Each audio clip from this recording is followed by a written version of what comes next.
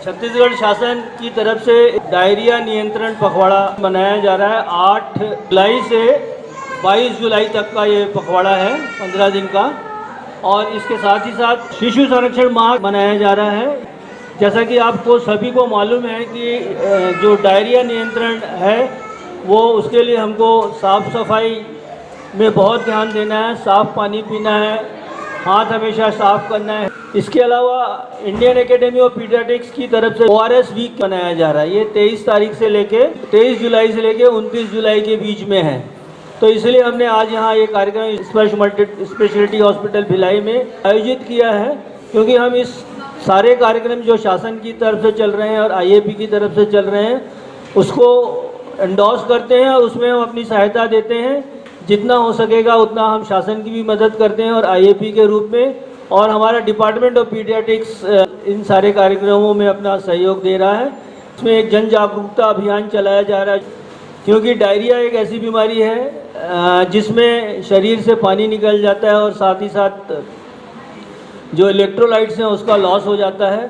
तो उस इलेक्ट्रोलाइट या उसका लॉस को कम करने के लिए या जो एक इमरजेंसी की सिचुएशन होती है उसमें ORS ओरल रिहाइड्रेशन सॉल्यूशन है वो लाभदायक है और वो लाइफ सेविंग भी है। ORS हम लोग सब लोग यूज़ तो करते हैं, परंतु ORS का जो घोल है उसका सही तरीके से उसको बनाना हम लोग नहीं जानते हैं। और कई बार ऐसा होता है कि उससे जितना फ़ायदा होना चाहिए उतना फ़ायदा नहीं होगा, बल्कि उससे नुकसान ज़्यादा होता है।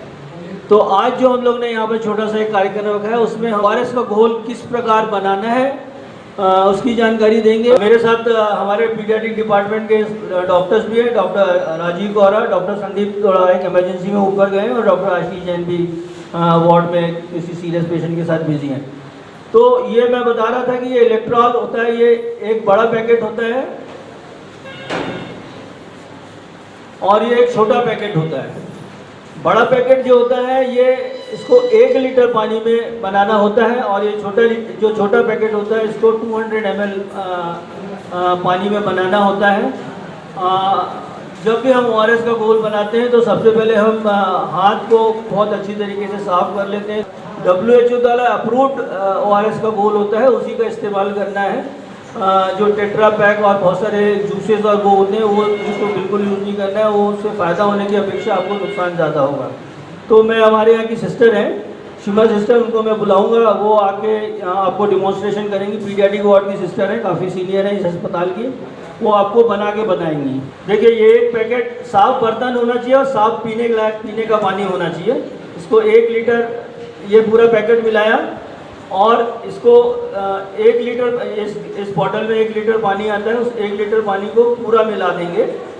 साफ़ पानी होना चाहिए जो ड्रिंक पीने के लायक उपयोगी है, उसको चाहे तो उबाल के ठंडा कर ले, चाहे आपके पास साफ़ पानी है तो। अब ये जो सोल्यूशन बनेगा, ये जो घोल बनेगा, ये ORS का घोल होगा।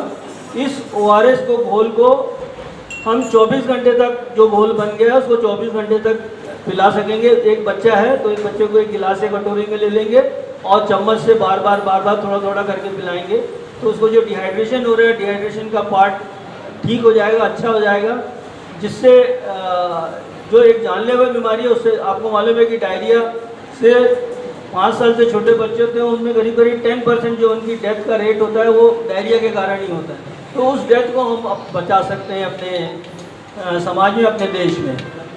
ये 1 लीटर पानी में हमने बनाया। उसी प्रकार हमारे पास एक छोटा पैकेट होता है जिसको 200 ml में मिलाना होता है।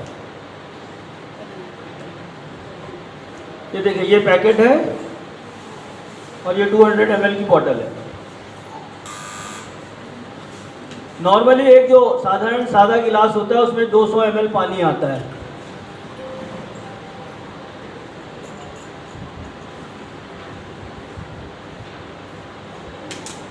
हाँ ठीक है, इसको मिला दो।